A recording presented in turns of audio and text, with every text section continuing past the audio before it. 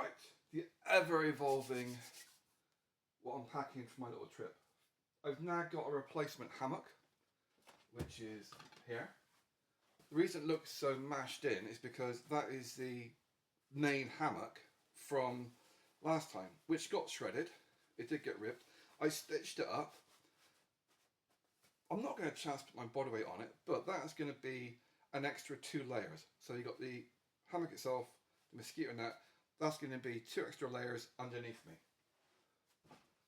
Just in case it's not enough, even though it's really humid and hot, it's the end of June. I've got my inflatable mattress, I've got my thermal. The thermal, reversible, like I give a crap, jacket. It's really good, it fits, it covers your ass, and it is great if you get kicked out of your tent or your hammock at 3 o'clock in the morning. It's also very good acting as a bit of a blocker if you do get a draft coming in your hammock. Sleeping bag. That has basically got my saucepan with a bit of kindling in the middle. My stove. Hopefully the spork is in there as well. Yep. My rechargeables. I have got my hand crank solar radio torch. It's really handy having a radio just for a bit of background noise sometimes, especially at night when you're thinking about wearables and shit. So, you know, classic FM. Plus, the thing is constantly charging up with that solar panel, which is very good, because the red light goes on when it's charging.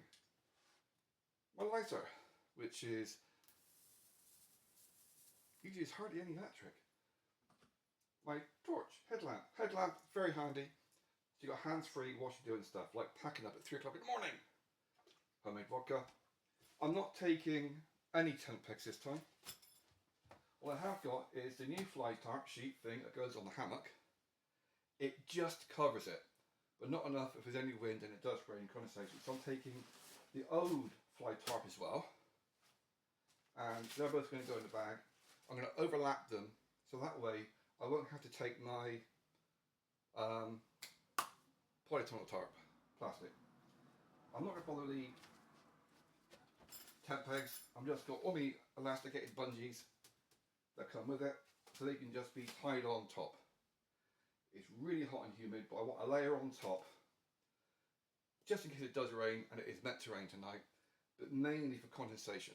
It also gives you a bit more a sense of security to have that layer on top, so you're not quite as obvious and visible to people.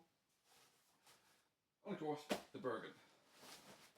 Inside the Bergen, which never really seems to leave the Bergen, in the top, easy access just in case it does rain, is my waterproof jacket, which is big enough to go over the Bergen and me. Inside the top part of this, toilet paper, USB cable, which I don't really need, and paracetamol. Now, there's willow trees out there, so I don't really need paracetamol, but I'll take it anyway. I'm not taking that because I'm only going out for one night.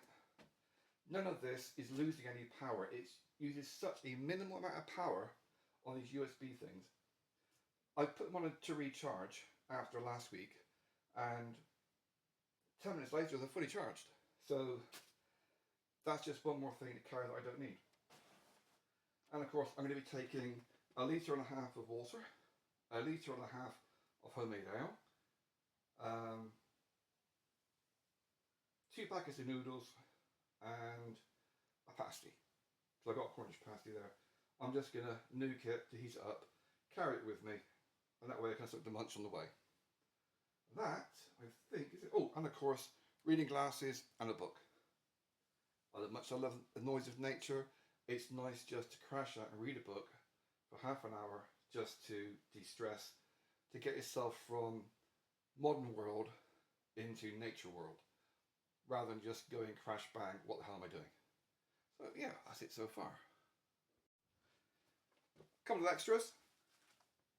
My new knee brace, well, a bit of elastic, hopefully that'll help with my wrist straps because smashed up wrists, and some cord, just in case. I am tempted to cut this in half. I did have a shorter length one somewhere. This is a 10-metre one. It doesn't weigh that much, but when you're carrying stuff in humidity, it's nearly 100% humidity. But that I'm taking with me because that gives you more options. Things like if your trees are further apart than you want, rather than just trying to compromise on where you're going, you can use that to extend your hammock.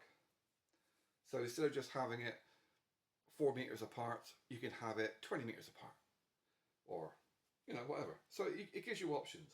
So yeah, I'm taking that as well. A slight change of plan. Instead of, it is quite big actually. Instead of taking my headlamp, I'm going to take this, the light bulb, the rechargeable USB light bulb. It looks a little bit fragile, but yeah.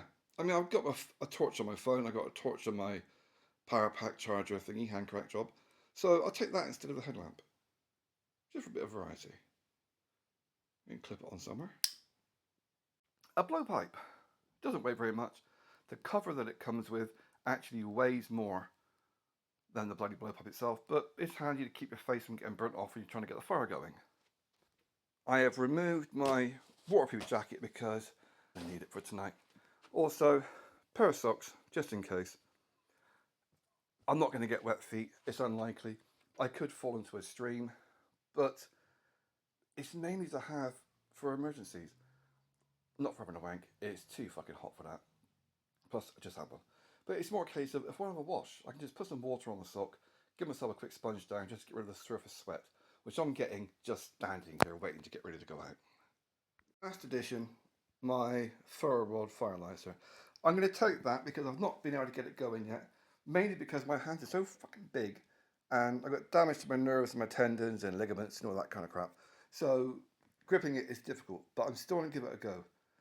It's that I'm going to try and find somebody to make it bigger, because gripping that little thing that's smaller than my pinky, it's very difficult.